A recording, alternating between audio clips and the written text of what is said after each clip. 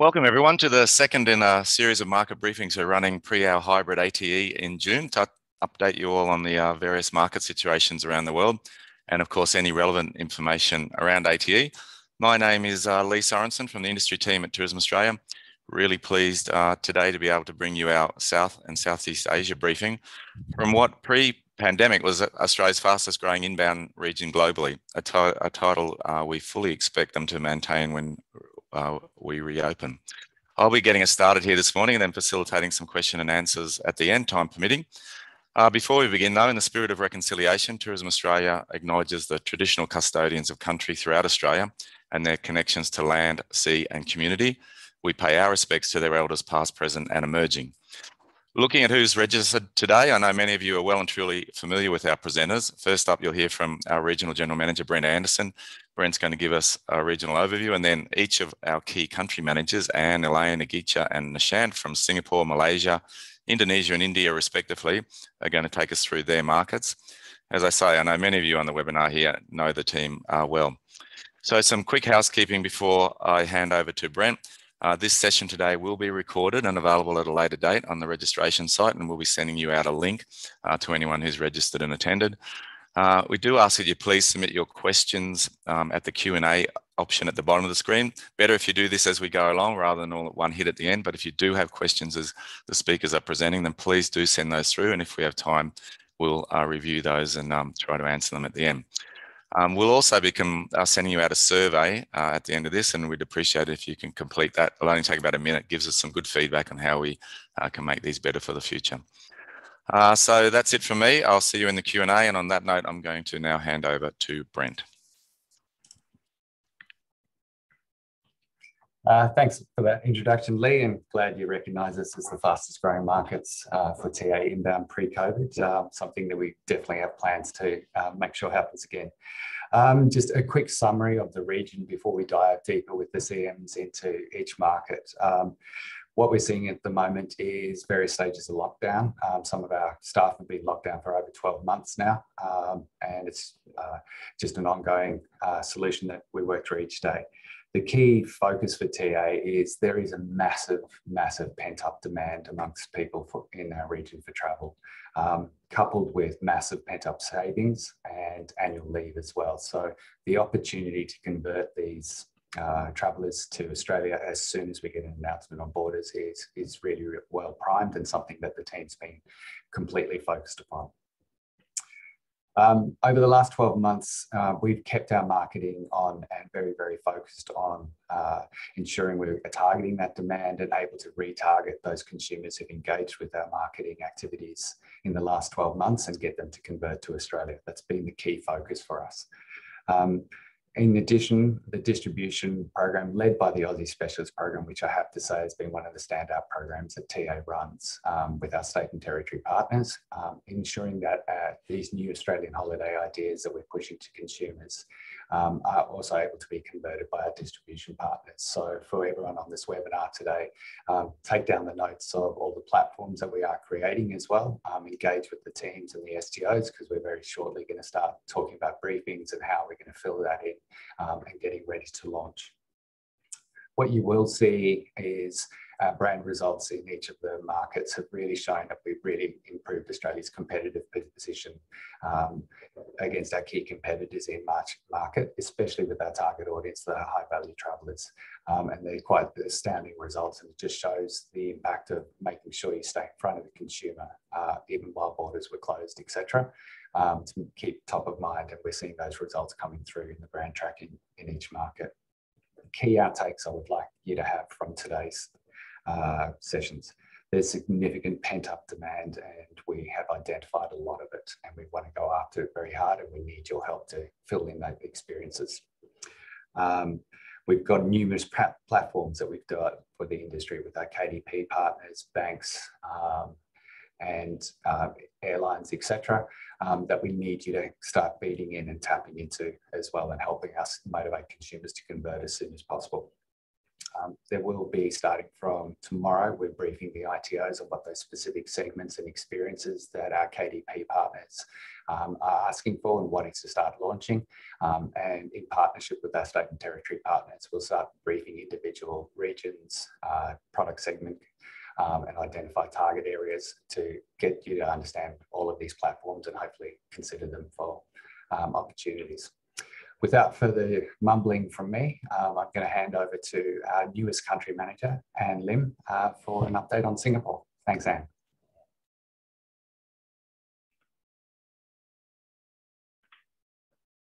Thank you, Brent. I will just need to take control from Sophie before I get started. There we go.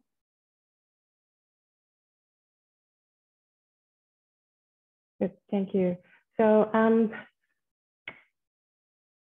hi everyone, to everyone from the region and also in Australia.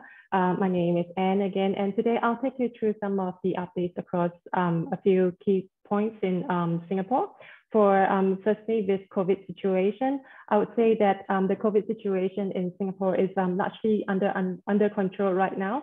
We are seeing daily new cases of low double digits. And mostly these are the cases that are imported and are also just going straight into quarantine. So Singapore has actually one of the lowest mortality rate in the world, with just under 30 deaths among more than 60,000 cases. The standout performance is really around the vaccination status.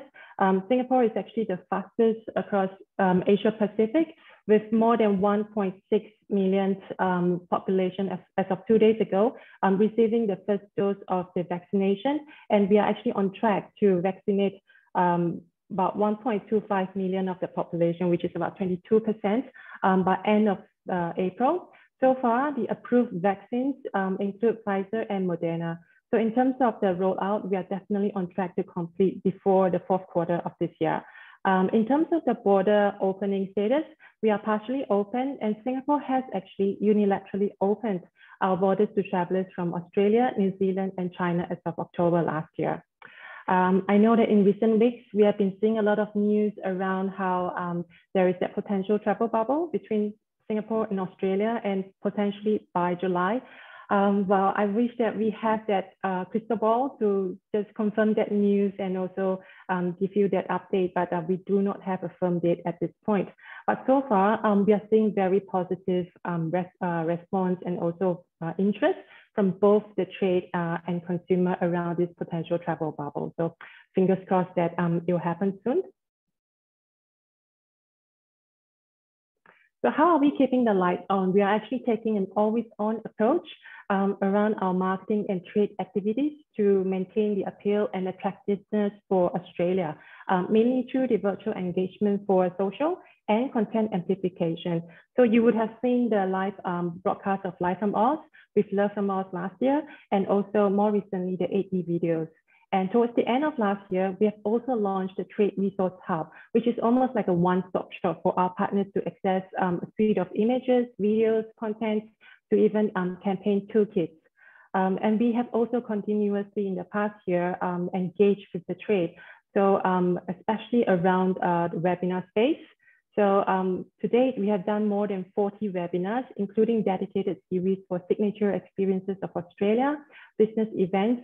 And so far, we have trained more than 2,300 Aussie specialists here in Singapore. And actually on Australia Day itself, the local SEO team have actually invited the Singapore travel agents for a virtual catch-up. So we joined this virtual catch-up as Team Australia, and the SEOs actually sent out care packages featuring Aussie produce to these travel agents, and we really had a good time. A lot of them were just sharing how they are missing Australia and can't wait to travel again.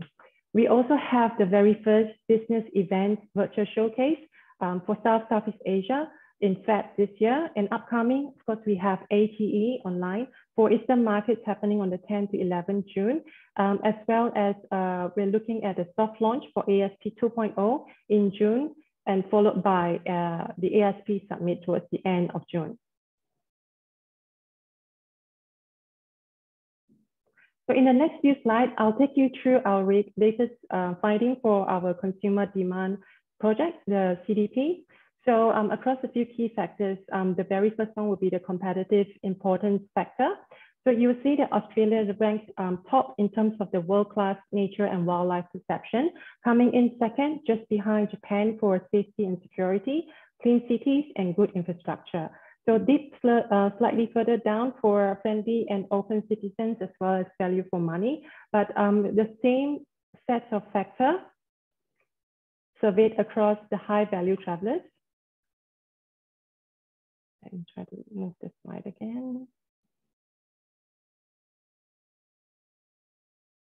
Sorry, my slide is slightly stuck. Okay, so you see that the same factors across the high value travelers present a much stronger result for Australia in terms of aquatic and coastal and also nature and wildlife. You see that Australia is coming up top over New Zealand and coming up second as well behind Japan for friendly and open citizens as well as safety and security. And also just trailing behind Taiwan for value for money and just behind Japan and Italy as well for good food and wine. And Australia is also considered the second most desirable and fashionable destination across the high value travelers from Singapore. And you will see that Japan continues to dominate in this space for both factors and also for both travelers and HVTs. In terms of the purchase funnel, so Australia managed to maintain the second position for consideration, experience awareness, and also intention. Again, behind Japan, but in terms of visitation, we have managed to inch one spot up to the third position behind China and Japan. A slightly different look around the competitive status. You'll see that Japan is leading over the years and Australia just closely behind and also well ahead of all our competitors. We are also starting to see Taiwan inching up a little over the years as well. Some update around the industry.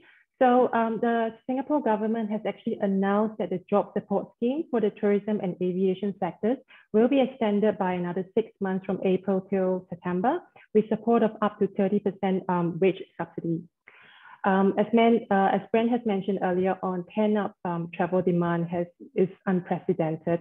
And to date, we have seen more than 120,000 people setting sail on the Singapore's Cruise to Nowhere. And this is operating at 50% of the capacity and only started around November last year. So most of our travel agents and partners are still operating at a reduced staff strength, focusing around local tours, cruises, obviously, and also some Facebook Live activities and virtual tours. One of the really encouraging signs that we are picking up is definitely that increased confidence in Australia as a safe destination. We have seen in the news how Australia is very strict and also taking a very strong approach in controlling the COVID situation, a lot better than other destinations. And that has given the trade their confidence to prioritize Australia over other mid to long haul destinations. So unfortunately, they are also sharing with us that they do not foresee destinations like Europe or even US coming back anytime soon for the Singapore travelers. Some of the post-COVID trends that we are also observing from the consumer would be actually a focus around more quality travel versus quantity. They are looking at having more meaningful and purposeful kind of trips with a focus around sustainability, eco-friendliness, also a preference for less crowded experiences, more road trips, unique accommodations such as self-contained villas, lodges, and glamping retreats. And so how are we getting ready for that potential travel bubble? Key for us will be our conversion partners. So getting our partners to be ready. We have firstly roped in the local SEO team who are working very hard with our key distribution partners, our KDPs and the ITOs to update the new itineraries, experiences, and also more importantly, the product rates. Because we are hearing that most of the agents in Singapore are able to get updated rates this year, in fact, to package up or even update their own offers on their website. So the SEOs are working very hard to actually close in the gap on this one. We have also renewed a contract with our 4 KDPs from last year, and these are Chan Brothers, Dynasty Travel, UOB Travel, as well as Trevix for cheaptickets.sg. In terms of aviation recovery, we are looking at 2 stages. Phase 1 naturally would be the Singapore airline groups, including LCC, Scoot. The SQ group, they have been the most active airline servicing Australia with 37 weekly services so far. Although these are mainly flights for repatriation and also freight, we definitely see that Singapore Airlines will be very keen and will be able to restore flight capacity into Australia very quickly. After all, we do not have any domestic travel to talk about in Singapore. We don't even have a domestic airport. So with Singapore Airlines, they will be able to restore flight very quickly into the key gateways, followed by the secondary cities. Phase 2, we'll be looking at Qantas and also Jetstar Asia, as well as the other airlines. So Qantas has already mentioned publicly that they will look at the resumption of international flights around October. So hopefully that's not hampered by the slowdown in the vaccination rollout in Australia. So according to the local team, they are saying that the quickest for them would be actually to, they will take about 3 months to restore the flight capacity. And if they try to push it harder, probably about 2 months. In terms of potential new partnerships, we are also looking at a few new ones, such as the OTAs for Klook and Trip.com. So both are actually under final review right now. And we are also exploring new affiliate partners across 2 platforms. And these are actually with Singapore Airlines owned platforms. So one of the first would be Quiz Plus, which is actually a privileged app targeting at the KrisFlyers database. And Pelago, which is also a new OTA owned by SQ. Interestingly, they're actually based in Australia with key source market out of Singapore, Malaysia, Indonesia, and Thailand. So they are looking to launch in Singapore by May and June in Australia. The other focus for us would then be to pre-qualify demand. Whilst borders are closed, we have an active, or rather a captive audience. And we have been actively going after them with our content-led campaigns to inspire travel to Australia. And the engagement with them through our marketing activities actually allow us to identify this pool of willing travelers. And as of March, we have more than 600,000 consumers whom we can retarget with conversion campaigns upon the border announcement. So there is also this ongoing efforts with our aviation and distribution partners to segment the active customer base and also targeting them for Australia deals and holiday ideas. So how can we get involved with the industry? As I mentioned earlier on, it is really critical that we get the updated rates and products, especially through the ITOs as a first step, because that will actually allow the agents to focus upon marketing and also facilitate that quicker path to conversion. The other one would be also looking at to participate in TA's virtual trade events, such as the upcoming ATE online. And also to partner with TA on initiatives around virtual travel fairs and to collaborate with our KDP partners, as well as supporting the Aussie specialist community in developing new products. And for those who are not so familiar with our region, please feel free to reach out to the local team, the local TA team, or even the STO team for an industry one-on-one catch-up. We are more than happy to share with you local intels to see how you can actually target the local agents. This is actually so far the list of registered buyers from Singapore to attend ATE. Do note that this is not the final list because they are still subjected to acceptance by them by tomorrow. But as of now, we have 29 buyers from 23 companies, and out of which we have actually 9 of them are first time attending ATE, including 2 under the new segment of ATE Lux. And in summary, well, I just want to repeat that exactly like what Brent has said, pent-up travel demand is at unprecedented level. So we foresee that outbound travel will rebound very quickly, led by VFR and also the Aussie European expats who have been stuck in Singapore. Traditionally, the European expat would have hit back to their home country for about a 2 to 3 weeks holiday. So we are looking at this segment to be a high yielding group into Australia as well, and then followed by the mass holiday market.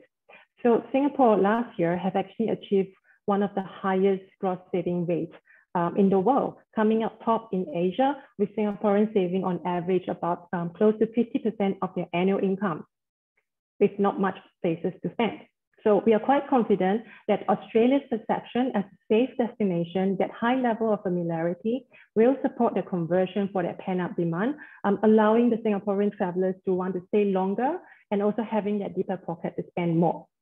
And lastly, I just want to leave you with the message from a familiar figure from the trade. So Nancy Cole, the GM for Chan Brothers Travel, I think a lot of you would have met her before and are familiar with her. And she has this to share with the Australian industry to reiterate that Singaporeans are ready to travel when Australia border is open, especially when the Singapore government is targeting to vaccinate majority of the population before year end. Even the smileys from her, we are ready when Australia is ready. So with that, I end my presentation and update for Singapore, and will now hand over to Elaine Leong, the country manager for Tourism Australia in Malaysia. Thank you.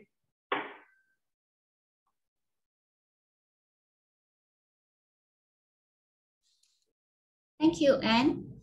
Good morning and good afternoon to those that is in Australia. I'm Elaine, the country manager for Malaysia, look after all the marketing activities here. And today I'll bring you on with the journey to Malaysia. The COVID situations in the market has been going up and down. Currently, the market basically is still doesn't allow for interstate travel, but most of the companies actually allows, and we are allowed to actually go back to the office to operate from the office. So daily committee has been so-called back to normal, business as usual. It's also interesting to note that the vaccinations program has been pretty on track as per what the government has actually set out the deadline and also the timeline. The supply of the vaccines is also on schedule, and the government basically is expecting 80% of the populations will be vaccinated by December 2021.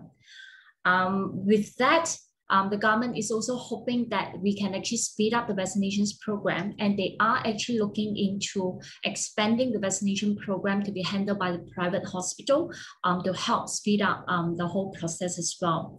The government is also pretty aggressive in terms of in talking terms to the neighborhood country and aiming for the borders open to welcome the nationals from Singapore, Thai, and Indonesia in late Q2 or early Q3, and hoping that with this in Q3 or Q4, we're able to actually expect to welcome the nationals from China, Japan, and Korea.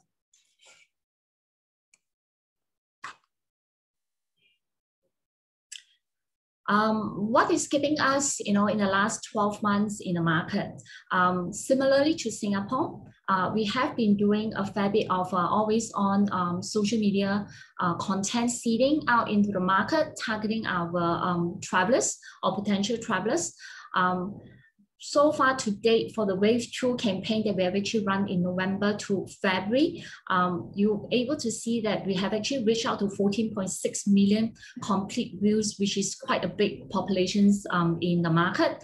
And it's also interesting to note that 90% CVR has actually achieved in most of the videos content that we seed out in the market. We continue with the trade engagement, even though during a lockdown period, as what Brent has mentioned, ASP is the STAR program for last year. And we have actually worked very closely with all the STO and some of the Australian industry through all the ASP webinars and trainings program as well. And to date, we have basically trained more than 5,000 specialists in the market over 40 webinar sessions.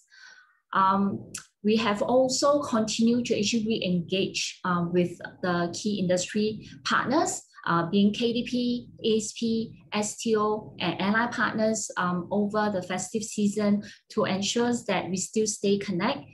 We encourage each other to actually stay positive and also looking out for any opportunities that are made available in the market.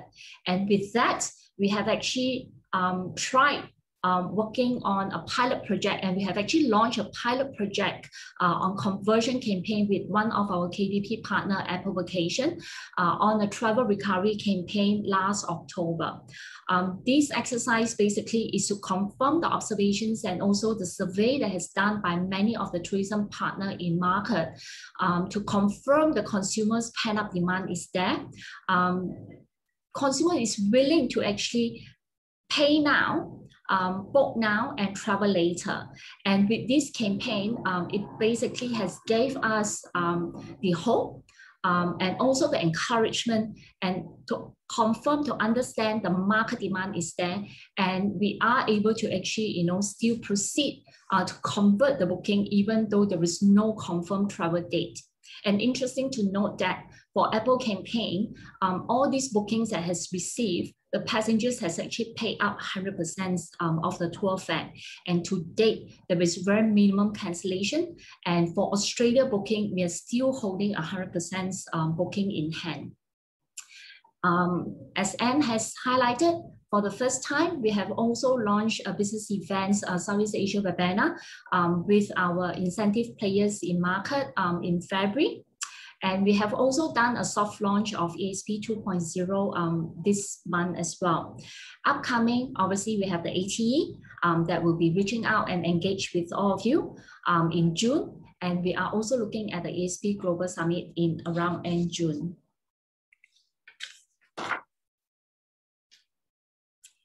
Just to share a bit of the highlight in terms of the latest consumer demands projects that we have. Interesting to note that overall, the consumer from Malaysia has actually increased in terms of value for money, looking at Australia as a holiday destination. And in terms of nature and wildlife, that is no doubt, it has a good increase in that aspect as well. I guess during this whole pandemic, there are changes with regards to the consumer behavior. Travel, spending quality time has become the key for most of the consumer across the market, across the world. Most people are now looking at spending quality instead of quantity. So we are looking at, definitely a longer holiday, spending with the loved one at a lower pace. That is the trend to go. And with regards to the HVT, there is a slight decrease in terms of value for money. That is likely due to Japan has actually launched a free travel in domestic, which was mistakenly thought that that was also offered for international travel. So that likely will have actually impact a bit on the results that we have actually achieved to date. But interesting to note that the HVT, how they perceive the food and wine scenes for Australia compared to Japan, we are actually overtake Japan. Which is a good news for us. And also, if you look at the history and heritage, no doubt we are not actually setting at the very highest benchmark, but there is a great increase in terms of the interest in this space as well. And look at the desirable and fashionability in the market. It's good to say that the HVT segments has basically think that Australia is the most desirable destination, and we have actually overtaken Japan. And for the overall Malaysians, Japan is still the key destinations for them. In the fashionables aspect, we continue to actually chase up, with our competitors, but we are getting there. And this is an interesting chart to actually show and share with all of you that how are we comparing with our competitors. In 2016, Australia is actually overtaking Japan. But when Japan actually set up the office in market and they have actually invested double of what TA is investing in the market, and you start to actually see that how Japan is actually overtake the market share in this market from 2017 and all the way through in the last couple of years. And you will have actually heard that, many of the markets will also been telling and sharing with you, Japan is a key competitors. And there is no doubt, and in fact, they have been pretty strong. What I would like to actually highlight to you in this slide is interesting to note that the chart, the last two charts, July 2020 compared to February 2021.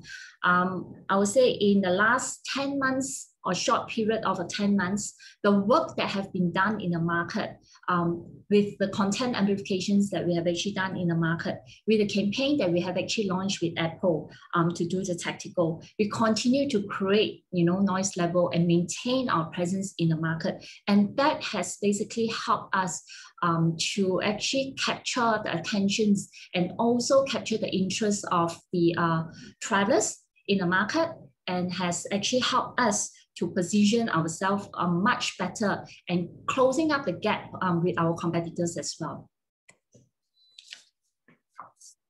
And this slide is where we are clearly showing that the latest demands for Australia, you notice that for Malaysia, 32% of the viewer, the interviews that gone through the exercise, they have no interest about Australia, and they would not even plan to travel to Australia. But after what they have actually reviewed the informations and also the Australia experiences, that has actually turned them on. Australia as a destination has turned on these segments.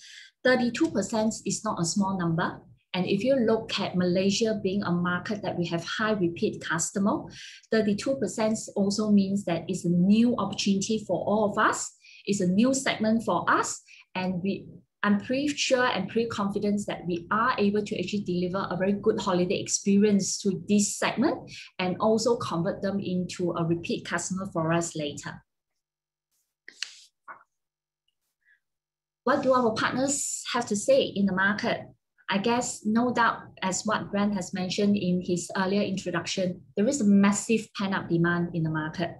What we are seeing from not only from the research and the surveys the partners have actually done in the market, but it's proven from some of the data, even from Bank Negara, the spending, how well they have actually spent in terms of, double what they have actually spent in the previous year during the whole lockdown or during the whole pandemic on the luxuries item. With the domestic, even though with the borders, interstate is still closed, the staycation within each and individual states is just chock-a-block. Most of the five-star hotels as well as the boutique hotel is always fully booked up, over the weekend. And also interesting to note that especially the fine dining space in that scene, most of the restaurant is also fully booked for months. If you do not actually book and make your reservation, highly unlikely you are able to get a table if you actually just walk into the restaurant. And that is what is happening in the market. And it's also interesting to note that there is quite a number of new fine dining restaurants is opening up even during this period in the market. So that has basically proved that, the pent-up demands is there. The savings, people basically have just saved up quite a fair bit, and they just can't wait to actually, spend a good holiday when the borders actually open.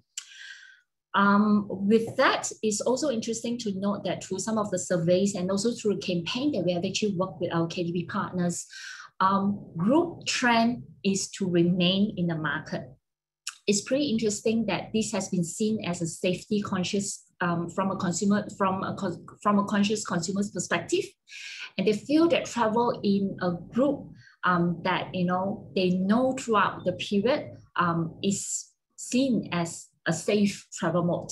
So do note, group departure is going to maintain in the market. The trend is going to be there, and likely you'll be able to actually see lots more mini group that is coming across that is ranging from 15 to 20 packs through the survey. That is the results that has been shared by the consumer with us. Some of the partners in the market have already run conversion campaign in the market.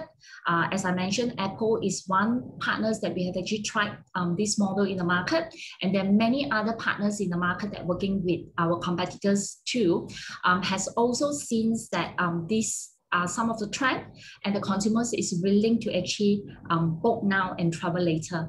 And this is a concept that is actually acceptable in the market. It's also note that for those that is interested after the corporate business or the incentive business, there is an increase in terms of the inquiry coming through from corporate and also coming through from business events agents. The pent-up demands, for all the incentive groups that is not able to actually move pre-COVID or during the COVID situations is still there. The business opportunity is still there. And we started to actually see the inquiry is actually coming in to us for departure and 2021 onwards. It's also interesting to note that in the BE space, there is a couple of new industry that the business events business partner could potentially actually tap into, namely manufacturing, transportation. These are some of the new industry that we have not traditionally actually focused on, but it become an opportunity sector for us to target during this pandemic. Some of the post-COVID trend, which is quite similar to Singapore, but I would like to actually highlight that group travel in small group will be the key trend post-COVID. More road trips, and basically any destinations that could offer a hassle-free, no quarantine, that will be the priority for the travelers, right? And for the incentive, I think you may want to actually take note that exclusivity will also be the trend. So likely for group size that they can actually book up the entire small, medium hotel, that likely will also be the trend. And this slide will be walking you through in terms of some of the competitors' activities.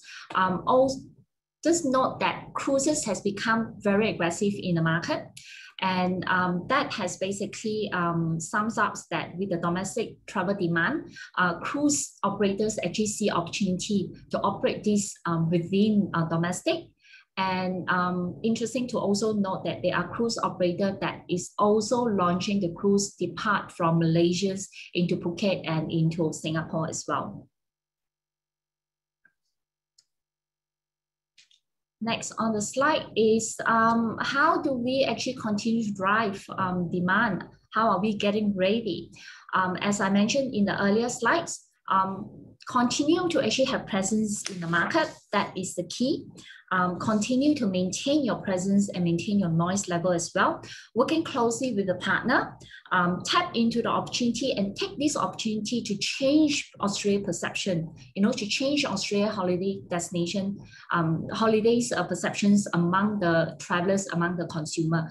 If you have a new product, this is the best time for you to actually introduce your new product into the market as well. So do reach out to us. Work closely with all the stakeholders, ITO, as well as our KDP partners to actually introduce new product, new experiences and destinations to the market, and also support us in driving opportunity conversions activities when available. Working along with us, I guess that will be the key. Another segments that I guess a lot of the industry partners will be interested is the BE, and that is definitely a great potential of the incentive movement group out of this market as well. And the last segments that we are actually working on is the Muslim segments that we are targeting. Muslim being the majority populations of Malaysia is one of the key segments that we should be actually targeting. And we are actually working very closely to identify the right trade partners and also the right partners for us to actually work with to target these segments as well. There's some engagement opportunity for the Australian industry, like what Anne has actually shared earlier. Do support us in all the TA's virtual trade and distribution workshop where possible. Speak to our agents at ATE, explore opportunity, explore ideas, talk to them. You will find out that there is a lot of insights, latest trend that they are willing to actually share with you as well. Partner with TA on the initiative that we support with KDB partners or with airline partners. There is great opportunity for you to actually introduce your product through our partners. Make sure that any new product or any form of new packages that you're offering, do share the information with us so that the ASP team in particular would be able to actually share that with a wider group of ASP team members in the market. And do reach out to us. and we're happy to actually, share more insights and in-depth informations, which if you are needed, we are happy to do a one-on-one catch-up as well. And this is just the list of the ATE buyers for this year. To date, we have actually 30 buyers from 28 companies. Out of that, we have 2 companies that have wrapped that will be attending the ATE Lux. And we have 7 first-timers of these 30 buyers this year. And 5 KDPs that you may want to actually take note: Apple, CIT, Forever, Holiday Tours, and Sedonia. With that, I would just like to actually sum up. The key message from Malaysia is this is the best time and a great opportunity for you to reposition Australia, to reposition your product, and to introduce your new product as well to the market, targeting the high yield travelers. Understand the market changes. I mean, with the whole pandemic, we expect changes, and there are lots of changes, lots of movement as well. Do reach out to us if you need any update. Understand the latest, travelers' behavior to suit your product, and also to help you, to form the right way to actually market your product as well. And support us where possible to do convert demand in the market, where we have proof that, through Apple travel recovery campaign, the purchasing trend is consumer are willing to actually pay now and travel later, right? Continue to keep your presence and maintain your presence in the market. That is the key. Thank you. And I would say that the Malaysia industry is looking forward to actually welcome the Australian industry back to the market. And with that, I will sign off, and I'll pass it on to Agit, the country managers for Indonesia. Thank you. Thank you, Elaine, and good morning and good afternoon, everyone in Australia. I will start my update for Indonesia. Whilst the number of cases is still really high levels in Indonesia, what's encouraging is we see significant decrease at daily cases numbers detected since January. And even more encouraging is more than 10 million Indonesians so far has got their first jab, and more than 5 million got fully vaccinated as per yesterday's data. As the vaccination program picks out, we expect that this turn into more positives in terms of sentiments of Indonesian markets being fully vaccinated. And the government aims to inoculate 70% of the populations by March 2022. Indonesia is still on the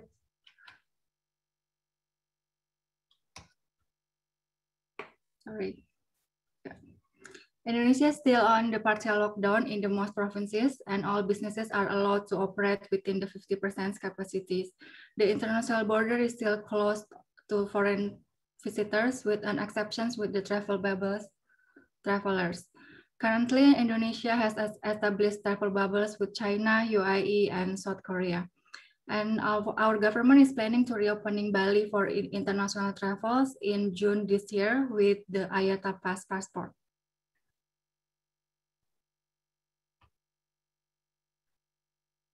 The number of internet users in Indonesia has increased by 16% between 2020 and 2021. This is why we are investing much in digital media to advertise Australia. Our focus to driving future demand by introducing new reasons to consider Australia and getting experiences into Indonesia travelers bucket list. What we are doing in the market is to launch virtual engagements with Love from Australia, Live from Australia, and then 8D videos. Also collaborated with our trade partners to execute the Australia virtual tour in the consumers. So there were 150 million people are engaging with our virtual contents and videos, and our media performance has generated 397% overachieved from our KPI targets.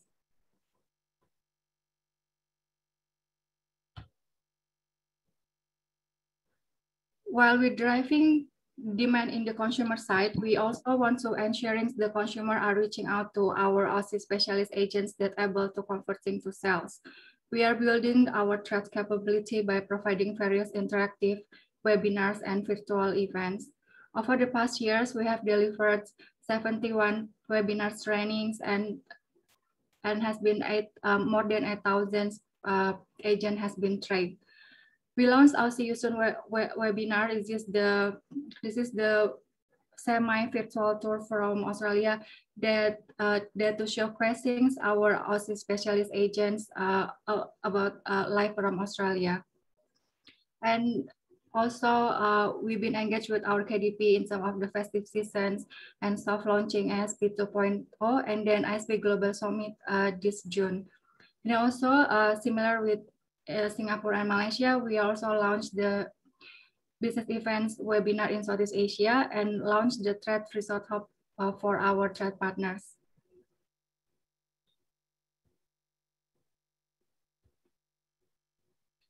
In terms of competitive importance factor associations, Australia is now ahead of Japan in terms of safety, family-friendly, and clean cities. That makes Australia most highly associations with all 6 important factors for Indonesian high-value travelers.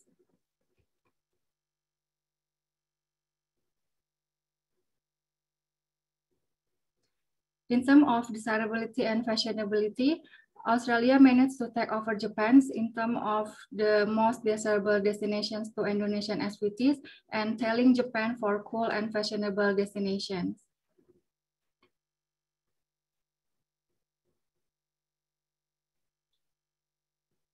In terms of the purchase funnels, Australia is taking over Korea, and we are closing the gap with Japan. Similar with similar with Singapore and Malaysia, Japan is our key competitor for the past 5 years. But the highlight here that Australia have been improved our rankings up from 120 to 145 in terms of the considerations, and we have been improved intentions from 130 to about 170 from 2020 to 2021.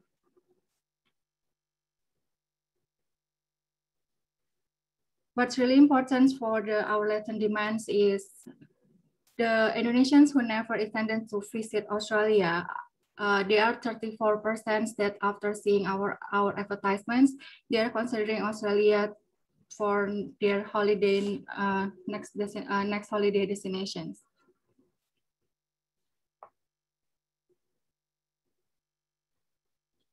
Just a bit update about our partners, that our travel agents are still operating at the reduced number of staff by focusing to promote domestic travel and international countries that have opened for Indonesia.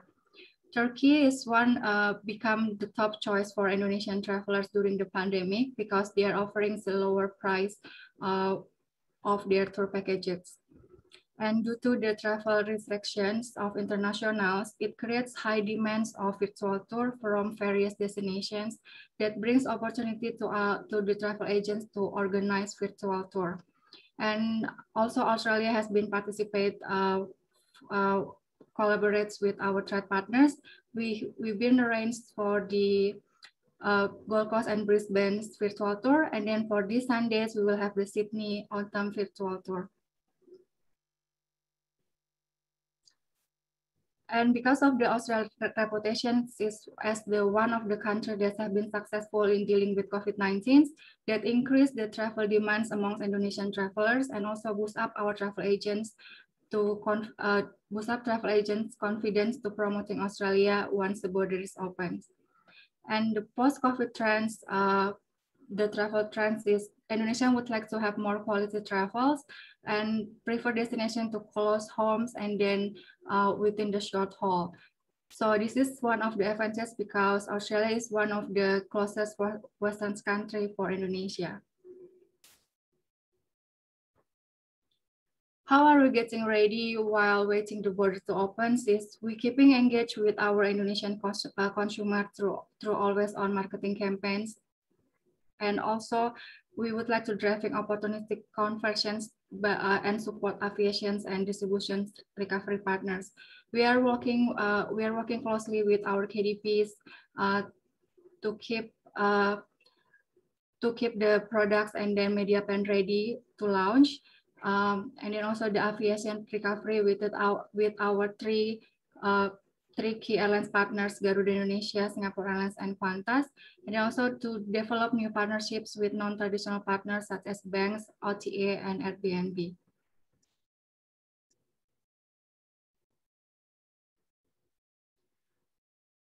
Similar with Singapore and Malaysia, that how industry engage with us beside the trade and distribution workshops that Tourism Australia has been annually doing. We've been focusing on our partnership by creating the platform for Australian industry to consider to put your product in front of the consumers. So we hope that you may develop the relationship with our marketing partners and then our KDP for you to capitalize the platforms that has been TA developing, and then also to support the new product development for our SP agents.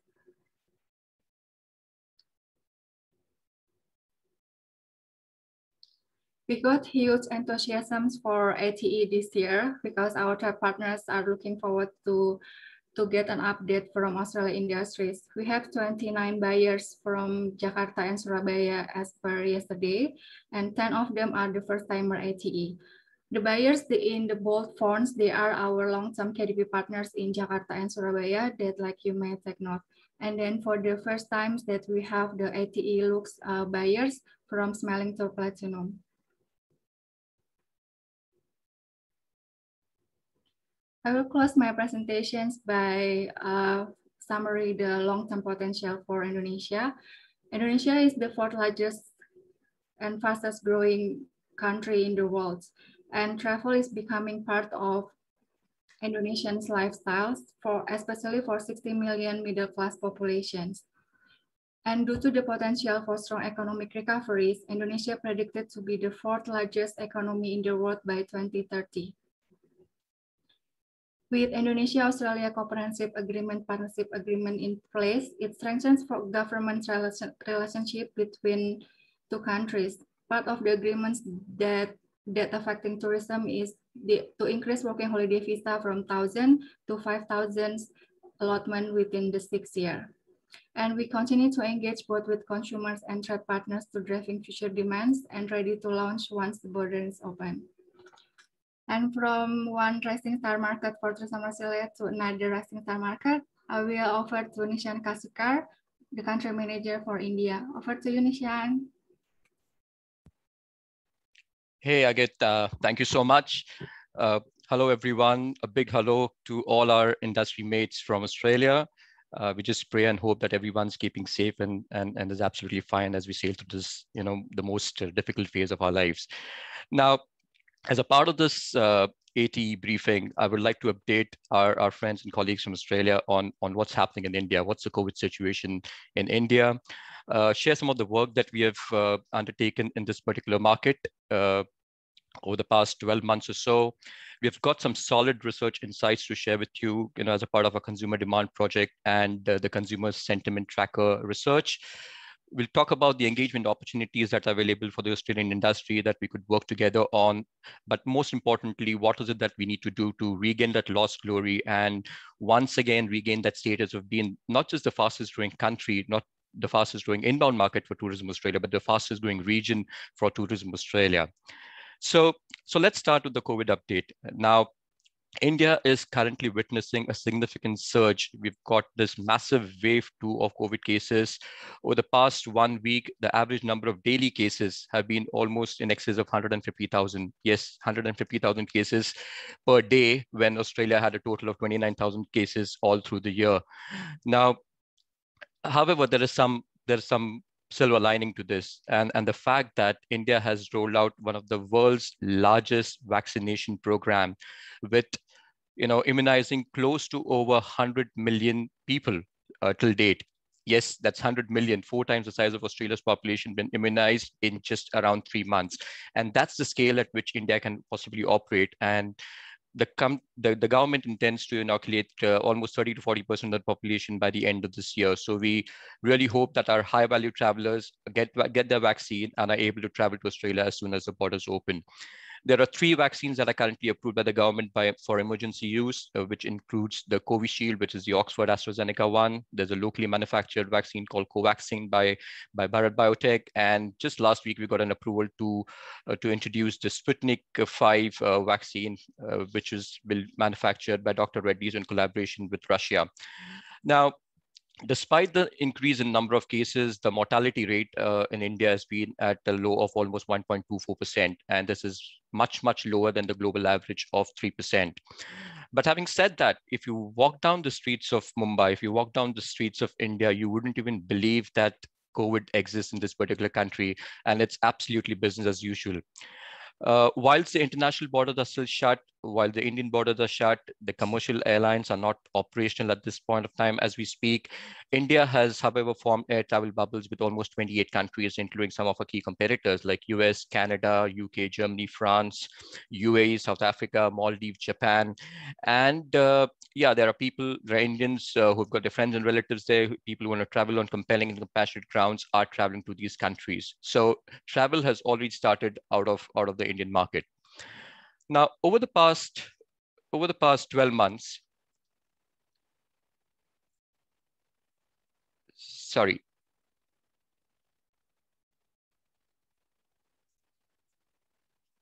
Got some navigation issues here. Give me a moment.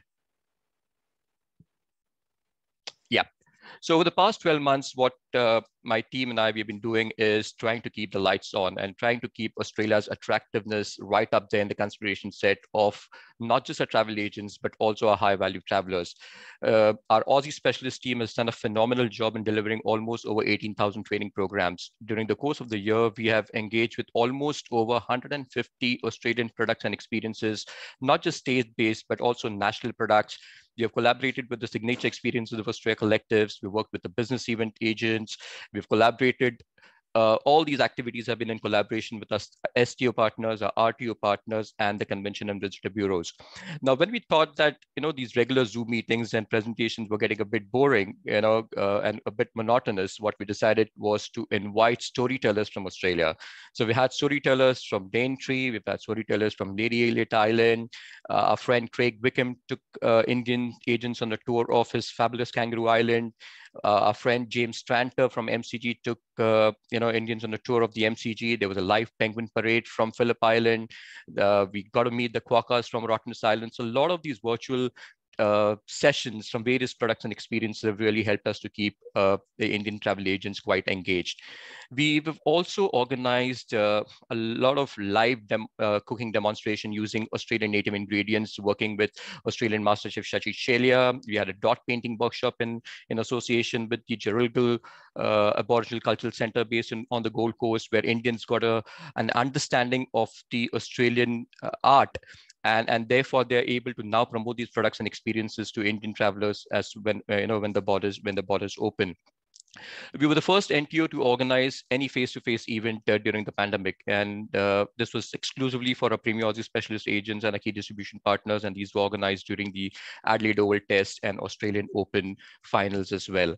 Now, we also try to maintain that the friendship and the mateship and the camaraderie between the two countries. And when the Border Gavaskar cricket series was held, we created this nice Instagram filter, and we had friends like Chad and Nikki and Emily and Sonia and all had their faces colored with the Australian flags. We had Indian agents supporting the Indian cricket team when they traveled to Australia. So a lot of friendship that was developed, and that's what we tried to keep, maintaining that friendship and that mateship between the two countries alive during this most critical phase. On the consumer front, we've had an always-on activity or activation with with our friends of Australia. We've promoted some inspirational videos like Love from Australia, 360-degree videos, 8D videos, which has got some phenomenal reach of almost over 19 million. When the Indian cricket team traveled to Australia for the Border Gavaskar series, this was a great contextual media opportunity. We were present on the official broadcasters on the digital version, that is Sony Live and ESPN Cricket Info. We had great advocacy initiatives with the likes of David Warner, Brett Lee, Harsha Bogle, who created some fun fun and entertaining content in collaboration with the Indian Instagrammer Danis Seth. And then we had this amazing content collaboration with BuzzFeed, and we created some amazing videos promoting Australian wildlife, luxurious stay. We showcased showcase our Indian travelers a normal day in the life of an Australian, how to speak Australian. Warner got a chance to teach Australian slangs to Indian customers. There was a mystery box challenge where a friend from Australia sends a box of Australian goodies to a friend in India, and this whole unboxing experience and all. So a lot of emotional content that was created, and we continue to leverage advocacy as a part of our marketing efforts. And as a result of this, we managed to reach out to almost over 35 million Indians who have the propensity to travel as soon as the borders open. And then all our initiatives gave us an EAV of almost over 4.3 million. So we continue to keep Australia's consideration right up there. We had the highest share of voice in the PR and media landscape, even during the pandemic. Now, as a result of the efforts that have been undertaken in the market, Australia enjoys a dominant #1 position across all key factor association amongst the Indian high-value travelers. So whether it's world-class nature, safety, security, good food and wine, aquatic and coastal experiences, Indians rate Australia as the #1 destination across all these parameters. This is an important and one of our favorite slides now, where we have kept the competition at bay, where we have tried in Southeast Asian markets where Japan is making significant inroads. We have seen that in the Indian market, we've kept all our competition, away from us through our various marketing and various trade engagement initiatives. And as a result of that, we maintain the highest consideration and intention well ahead of all our key competitors. And I've got some navigation issues again here. It's taking a bit time, primarily because of the distance involved. Now, this is a slide which talks about a competitive funnel ranking, and across various researches, and we conducted over various periods, Australia has maintained the #1 ranking, whether it's consideration, awareness, intention to visit. And as a result of the efforts undertaken by the industry, our out-of-region ranking has improved from being the 10th largest destination out of India to become the 5th largest destination out of India. And we would like to maintain this ranking and improve our ranking as soon as the borders open. And this is a great story to tell, where the Indian outbound market, while it grew at almost 8% during this particular period, arrivals to Australia have almost doubled at almost 15 to 16% during this particular period. So we're growing much faster than the competition. We're growing much faster than the outbound travel market. And as a result of that, we've seen a significant increase in our market share out of the Indian market. Now, our insight research also tells us, have revealed some interesting stats, which gives us the confidence to believe that India as a market can be in the league of 1 million visit arrival market for Australia over the next decade. And we've taken this ambitious target to make India a 1 million visit arrival market over the next decade, despite whatever we're going through. Because there are 4 million Indians who are considering to visit Australia in the next 4 years. There are almost 3.3 million Indians who are intending to travel to Australia over the next 2 years. The latent demand for Australia is as high as almost 53% among Indian travelers. And this is the highest across all the international markets that we're present in. And most importantly, as a result of the work that we've done over the past 12 months, we have a captive audience of 3.2 million people, or 3.2 million Indians, who has expressed interest, who have participated in a contest, who have engaged with the kind of videos and posts that we have promoted during this particular lockdown as a part of our social and content amplification activities. And this audience is available for retargeting. So as soon as the borders open, we'll be reaching out to them through various packages, various airfares, and converting them to travel to Australia. A consumer sentiment tracker research also has got some amazing stats to share. The consumer confidence amongst the Indian travelers is just second to China. I think China has slightly over 140, 145, but anything above 100 is supposed to be a good score. And India has consistently maintained a score of almost 130 and 140 plus. So that's a good sign. The booking intent and travel intent amongst Indian high-value travelers is the highest amongst all the 15 international markets that we're present in. And most importantly, since safety and security is going to play such an important role in the destination decision-making process, 86% of Indians believe that Australia has managed the pandemic really well and it's a safe destination to travel. So all those couples who could not travel on their honeymoon last year, all those families who are looking at a safe and secure destination, there's a huge pent-up demand, and they would definitely consider Australia as a next holiday destination. Now, what are partners doing? What do they have to say? Now, it's been an extremely tough phase for the industry that's facing severe hardship. But the good thing is that the distribution system in India is highly fragmented. And you have this lot of mom and pop stores, family-owned businesses who over the years have diversified their investments into different businesses. And as a result of that, they've been able to sustain through this particular phase. But having said that, yes, there have been salary cuts, there have been furloughs, there have been people who have been working or rather working with salary cuts or been asked to take leave without pay. But that's likely to change as soon as the borders open, because this country has got tremendous potential, tremendous opportunity. And in fact, there was a World Economic Forum research that was revealed yesterday, which said that almost 70% of Indians believe that we'll achieve our pre-COVID levels within the first year as soon as the borders open.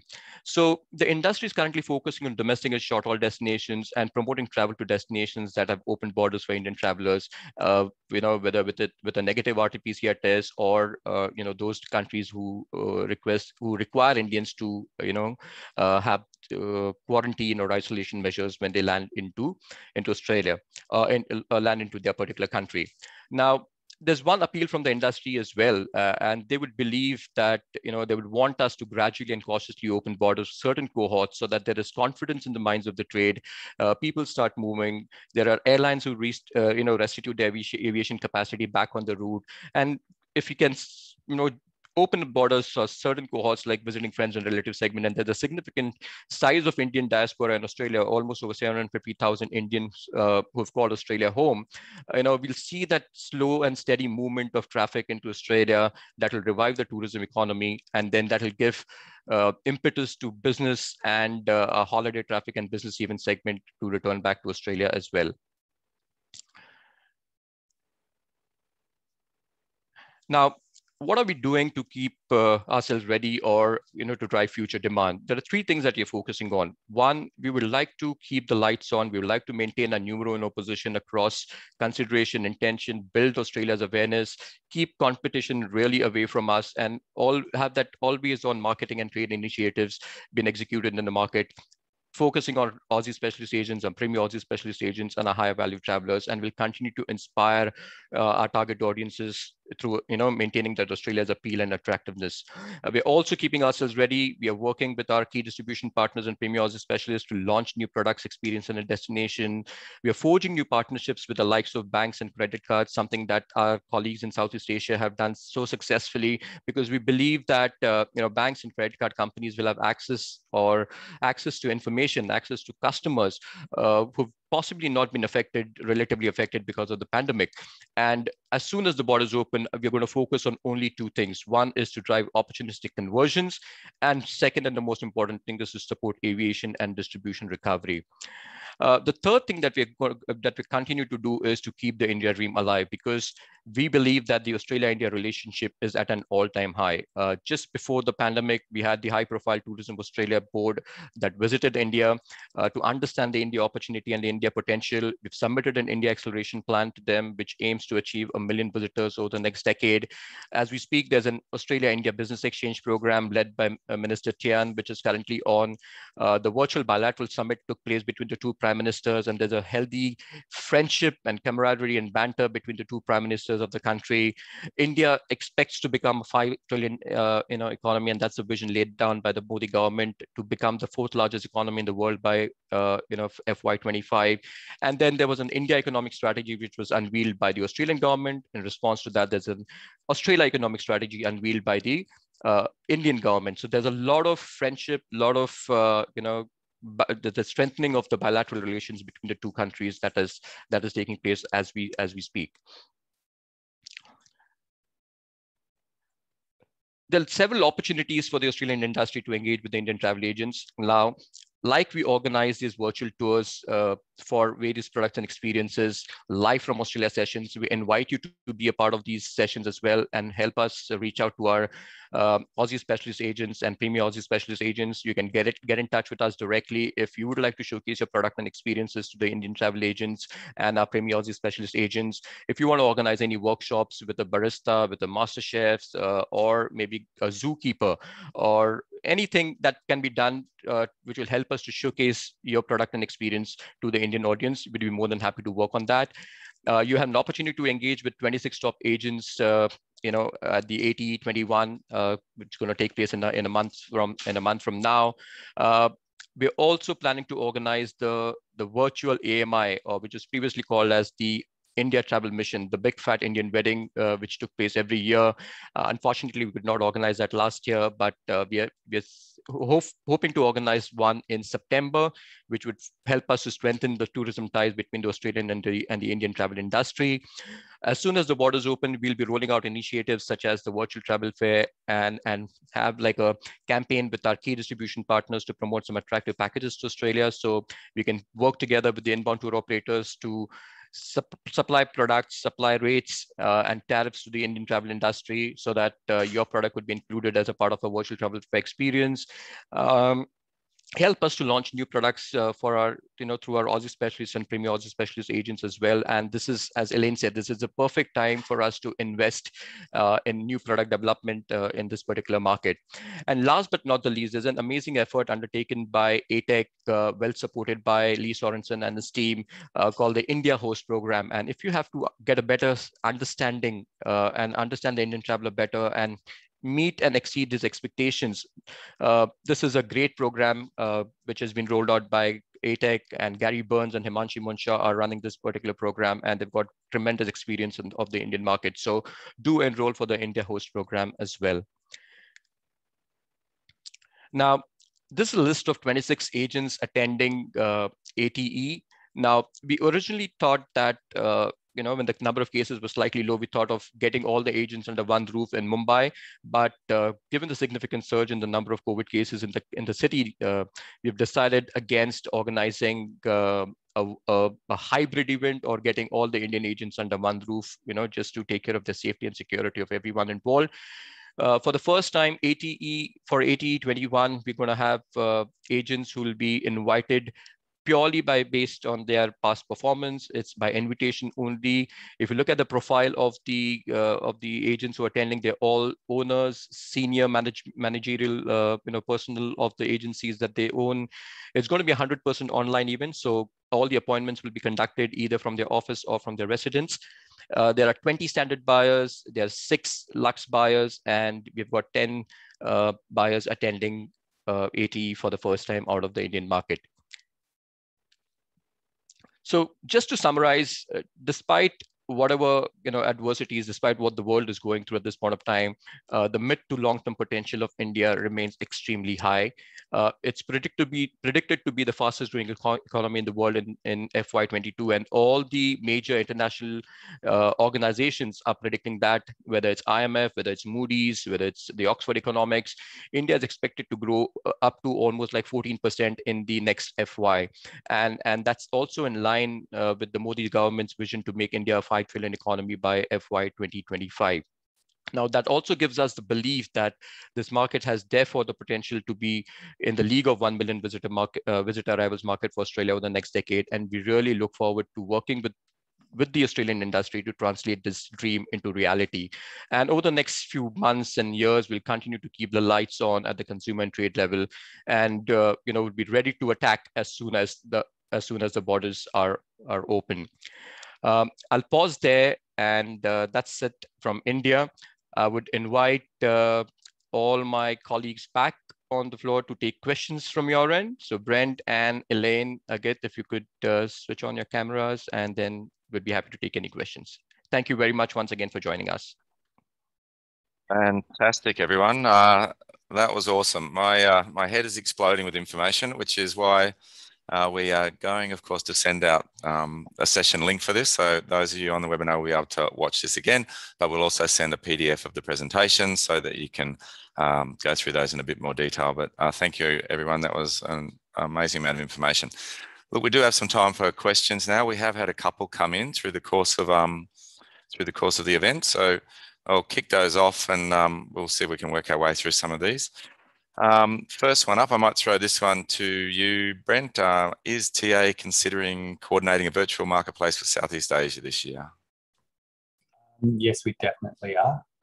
So we're actually planning 2 in each market, 1 at launch to stimulate that airline competitiveness and also our distribution partners. This year, we're also looking at including cruises that have at least 70% of their itinerary hitting Australia ports to really ramp it up. For those who don't know what the virtual marketplace is, or the virtual travel fair as we call it, it's basically an online sale of airfares, packages, ground content, and now cruises, etc., supported by industry, but with also incentives from banks to get the consumer to book to Australia. Cool. So there'll be 2 in each market, 1 at launch and 1 a few months later, depending on the timing of border opening. I guess this is a general question for ATE in general, but I'll throw it to you for market, for the region specifically, I guess. So we've had someone ask, look, it's easy for us to say engage with the industry at ATE, but we know that ATE, whether it's the live event in Sydney or the hybrid events, is going to be, or the virtual events, it's going to be a bit more challenging this year to get appointments. So this person has asked, do you have any suggestions of how we can actually engage with them if an appointment request is not successful? So, I mean, are the trade over there happy for people just to reach out to them directly? I don't know who wants to take that one, but I'll take it. Look, it's not, if you're only reaching out to the trade in this part of the world at ATE, you're not building that relationship. So it's a year-round activity. In terms of accessing them, we're the only place in the world where all 8 states and territories also have representation on the ground. So anyone from a TA staff member to your local state tourism operator can give you access, make introductions, etc., and help you engage. I think now with no one actually open for sales, etc., the only challenge is, how many days a week are our trade partners actually working? So it's keep that contact open, but if you need help and assistance, that's what TA and the STO teams are here for.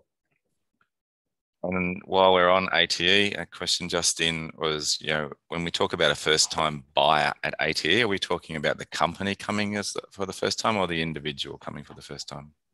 Company. Great. So good question, given that, how much training of Aussie specialists that we've done around the world, in fact, but again, related to all of your conversations about this in your presentations, do we have any sense of, how many of the trained Aussie specialists of 2 years ago are still in the industry? We know it's a pretty fluid situation out there in the world. I don't think we have a hard stat. We could probably get it. What we are seeing is it's probably about 80%. Some are on being stood down or furloughed. Some are on 2 days a week, etc. What I really saw as encouraging from the Aussie Specialist Program, even those who had lost their jobs, and there has been a number of agents that were turning up to the Aussie Specialist training, really valuing that qualification that it gives them and their employability post-pandemic of being fully certified, having a network. And we've actually started looking at how do we drive demand to Aussie specialists. We've actually turned some into KOLs in markets to promote their favourite holiday itinerary, etc. For us, in our partnerships with the KDPs, our funding is very much linked to them having a minimum number of Aussie specialists still engaged. So we've told them when they need to make tough decisions, the Aussie specialists have to be maintained or our funding decreases. And it's quite brutal to do that, but we're not going to apologise. That's what our job is to beat our competitors. So we know in a couple of cases that has actually saved the positions of some of the Aussie specialist staff, and TA has invested millions in those partnerships over the years, and we're not going to walk away from that investment now in crisis. Right.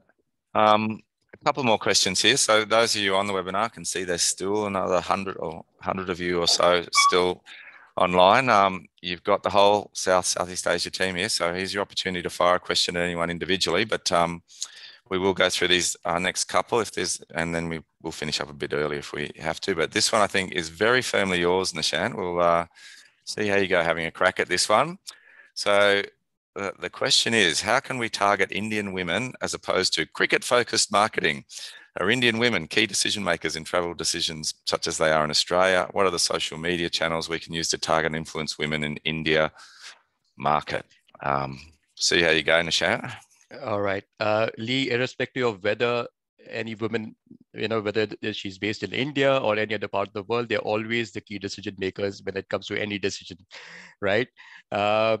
So yes, there are a lot of platforms in India that are available where we could target women travelers, and we've been doing quite aggressively as well. Given the popularity of MasterChef Australia, we've worked really well with all the Australian master chefs as well as the Indian chefs who've got a chance to experience the Australian food and wine culture, and we've been collaborating with them almost on a regular basis. So through our influencers and advocates in the food and wine space, we have the opportunity to reach out to these women influencers and women decision makers who can think about traveling to Australia because they've seen the Australian MasterChef edition. They've fallen in love with it for almost like 13 editions now. And then food and wine is such a big consideration for somebody to travel to Australia. So yes, there are platforms which are available. There are various influencers with whom we can collaborate to target women travelers from India. Great. I'm not sure who'll want to take this one. It's clearly been asked by someone from Tassie. I'm guessing, Ali, you are from Tassie, but the question is around, we've emphasized the importance of eco-friendly nature-based tours, and I guess then in some of our advertising, on the presentations, we've had a bit of focus on some of the bigger destinations in Australia. So someone from Tasmania is asking about how we promote Tassie to our agents over there.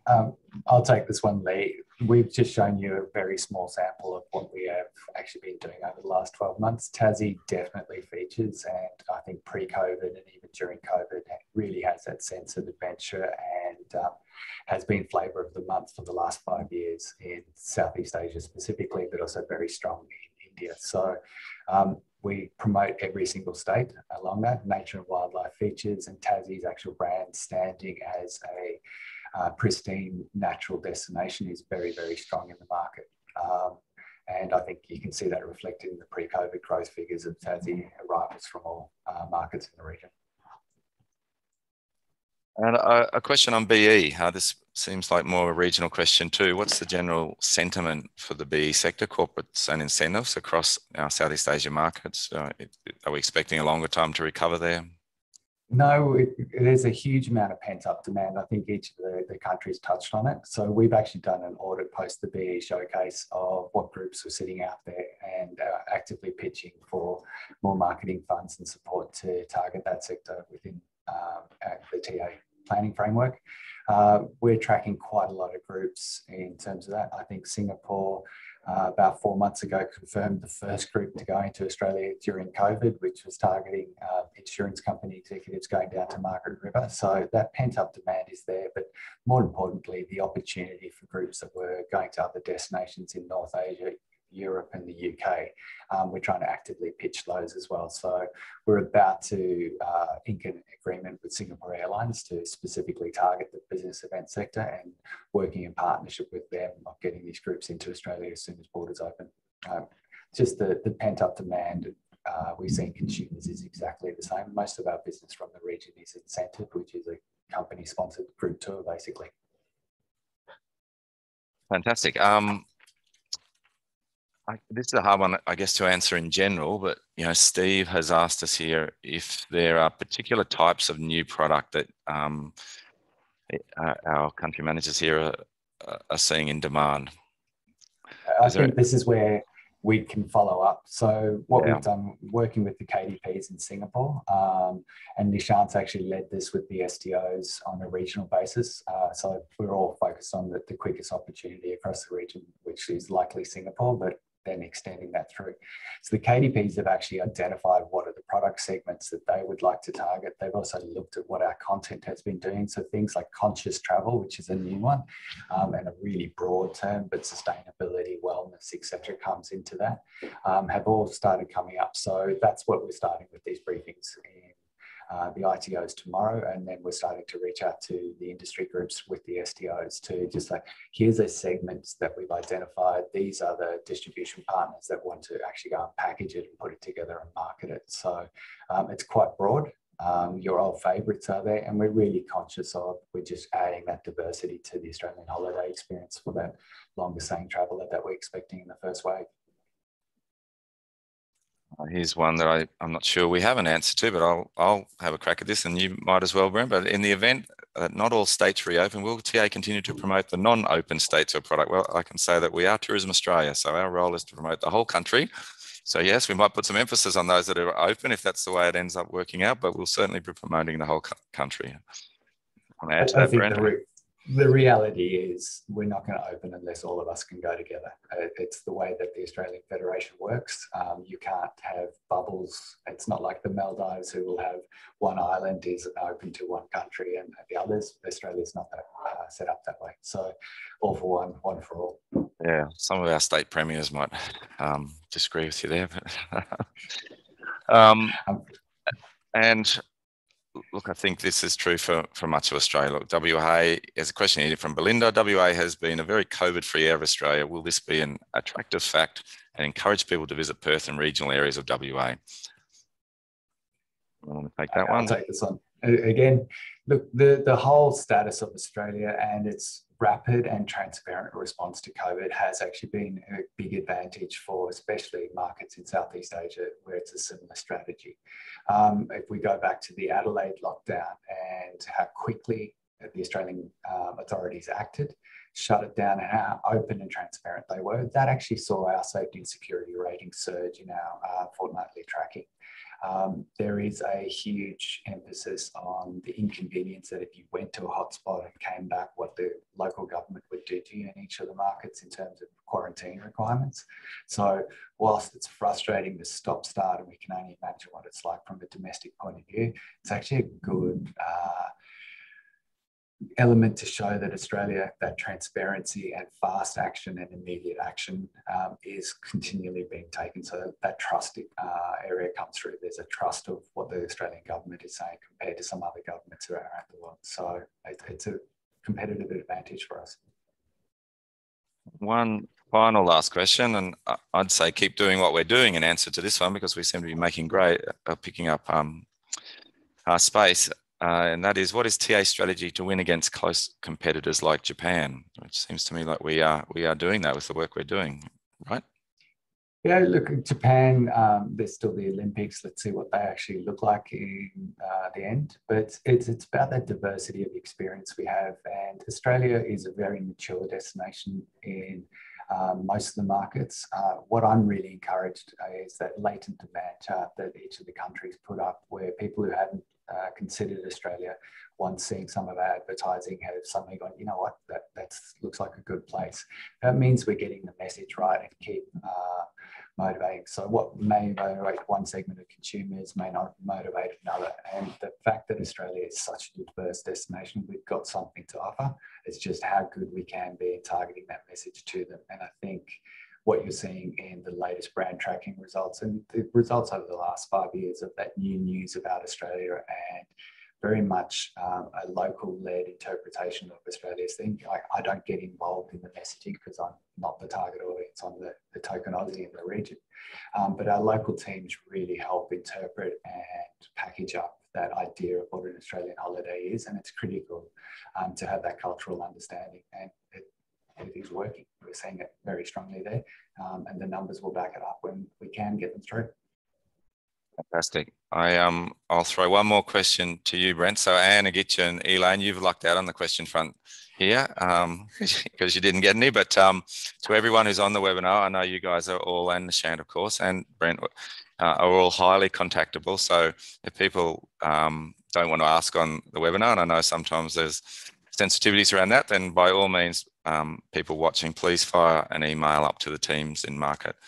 As I say, they're all very contactable, and we'll get back in touch with you with your question. But my final question for you, Brent, was you touched on some key messages like up front, and I guess I think you had 3 key messages. In closing, perhaps what are those 3 key messages that you had for people back here? I think that pent-up demand combined with pent-up savings and pent-up annual leave, we're looking at a surge back as soon as borders open and a longer staying visitor from all the markets. I think the key is to start engaging through TA and the STO and the distribution partners. We've been focused on building platforms for industry to tap into. So get in contact with us, and it's not waiting for ATE to do this. And the 3 is just look at the long-term potentials of this part of the world. When you talked to it earlier, you opened with the fastest growing region. We were adding almost double at some times the number of new passengers per year as a region to Australia. We also need the connectivity of the hub. Singapore is the most important aviation hub for Australia, followed closely by KL. So we need to restore that for our European and UK markets to come back, and we got to get that last leg of travel open up as well. So there's a key importance on this region, but also a really key responsibility by the TA and STO teams up here in market, understanding that. Fantastic. Well, we're right on time, so I'll thank all my colleagues here for those incredible presentations. Lots of amazing insights in there. Thank you to everyone in Australia here and in other countries, for that matter, who's tuned into the webinar today. And stay safe and take care. Bye for now. Thanks, everyone. Thank you, everyone.